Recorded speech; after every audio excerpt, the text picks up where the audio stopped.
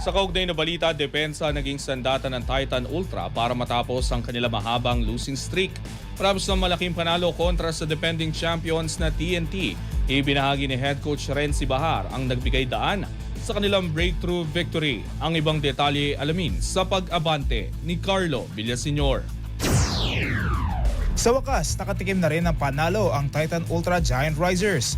Matapos ang tatlong sunod na pagkatalo sa PBA Season 50 Governor's Cup at 10 diretsong talo mula pa noong nakaraang Commissioner's Cup, tinalo ng Giant Risers ang TNT tropang 5G, 103-87.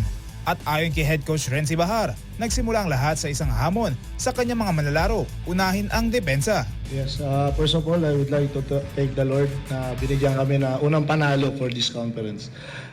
Yun lang, like what I said in the before the start of the game, challenge ko yung mga players ko to commit number one on defense. Because for our last 3 games that we play, especially on our last game against NLEX, kumbaga talagang nagkaroon kami ng masamang depensa.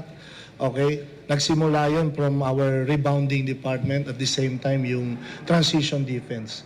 Okay? So that's why after our loss against NLEX, so kumbaga trinabaho namin talaga yung number one on defense. Transition defense plus the rebounding.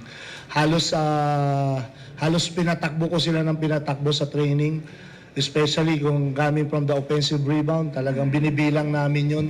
Talagang kung ilang offensive rebound na mabigay, yun ang itatakbo ng players namin. So that's why siguro ngayon nag-commit yung mga bata, nag-commit yung mga players namin on our defense alone. Napigilan ng Titan Ultra ang TNT sa 48 points lamang sa unang half at hindi na pinaabot sa 100 puntos ang defending champions. Ang kauna-unang ng koponang gumawa nito sa tropang 5G sa conference na ito. Ayon pa kay Bahar, hindi naging madali ang pagbangon mula sa tatlong sunod na pagkatalo, kaya't pinili na lang mag-focus sa isang possession sa bawat pagkakataon. Yes, number one, napakahirap nung 3 straight losses.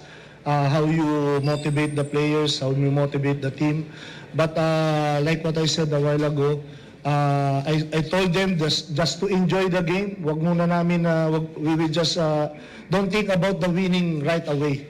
We just treat this game right quarter by quarter, every minute, possession by possession. So baka sakali doon magkaroon kami ng pag-asa. So yun, eventually we limit talk and text to what, 48 points in the first half.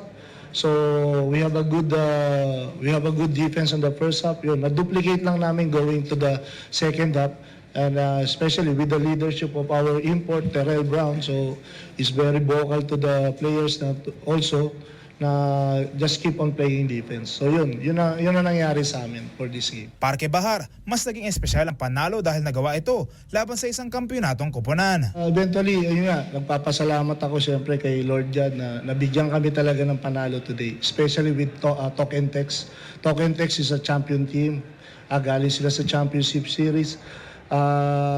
Yun lang, I give a credit to all my players because siguro gusto rin na, they want to win. They want to win talaga for this game. At the same time, Terrell wants to win also.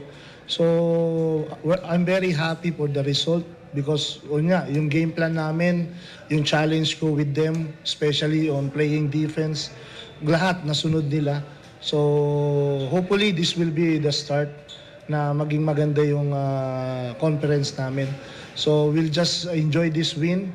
Okay, then we just move on and focus to the next game against Macau. Umangat sa 1-3 ang Titan Ultra sa Group A matapos tapusin ang kanilang 10-game losing streak. Susunod naman nilang makakaharap ang Macau Giant Pandas habang umaasa silang magtutuloy-tuloy na ang kanilang pagbangon sa Governor's Cup. Ako si Carlo Villaseñor, Abante! Manatiling nakatutok sa Abante, sundan kami sa aming mga social media accounts at huwag kalimutang mag-subscribe sa aming YouTube channel, DWAR Abante Radio, para sa mga eksklusibong balita.